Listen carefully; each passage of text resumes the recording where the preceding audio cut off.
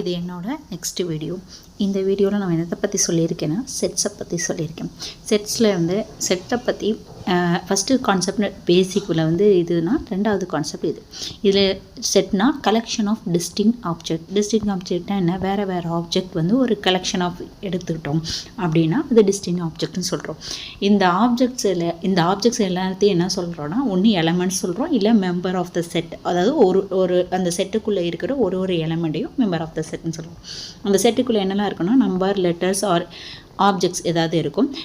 இப்போ ஒரு example, set of natural number less than 5ங்கும்போது 1லேருந்து 4 வரைக்கும் உள்ள எலமெண்ட்ஸ் இருக்கும். இதோட நொட்டேஷன் எப்படி இருக்குன்னா, கிளார்லி ப்ராக்கெட்குள்ளே இருக்கும்.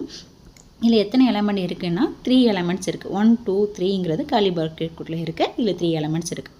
நெக்ஸ்ட் என்ன பார்க்குறோன்னா, ப்ராப்பர்ட்டிஸ் ஆஃப் த செட். ப்ராப்பர்ட்டிஸில் ஃபஸ்ட்டு ஒன் என்னென்னா யூனிக்னஸ். யூனிக்னஸ்னால் ஒரு கேர்லி ப்ராக்கெட்குள்ளே ஒரு எலமெண்ட் ஒரு தடவை தான் வந்திருக்கும்.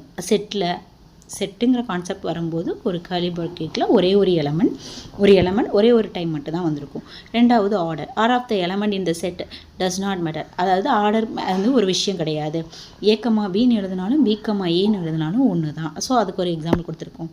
அடுத்து மெம்பர்ஷிப்னால் ஒரு நேச்சுரல் நம்பர் செட் இருக்குன்னா அதில் வந்து 5ங்கிற நம்பர் இருக்குது, 0ங்கிற நம்பர் இருக்கா, ஆனால் இல்லை. அதுதான் இது ஒரு எக்ஸாம்பிளோட சொல்லியிருக்கோம். ஃபார் எக்ஸாம்பிள் ஒரு செட்டை ஏன்னு எடுத்துக்கிறோம். அதில் 1 2 3 இருக்குது.